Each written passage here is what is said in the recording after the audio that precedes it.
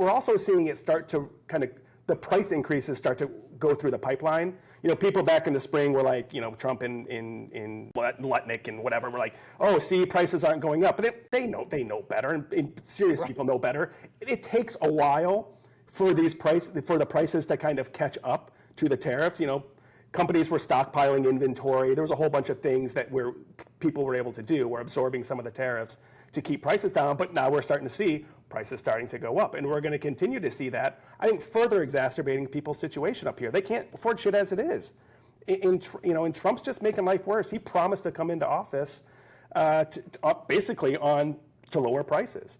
And what's Susan Collins doing?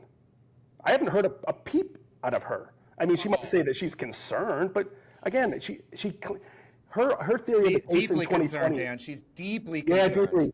Her theory of the case in 2020 was send me back to the Senate because I am going to be the chair of approps, and I'm going to bring home the bbacon for Maine. I don't see any bacon. Where is it? I love bacon. I don't see any bacon. I see the cost of housing has doubled in the last decade.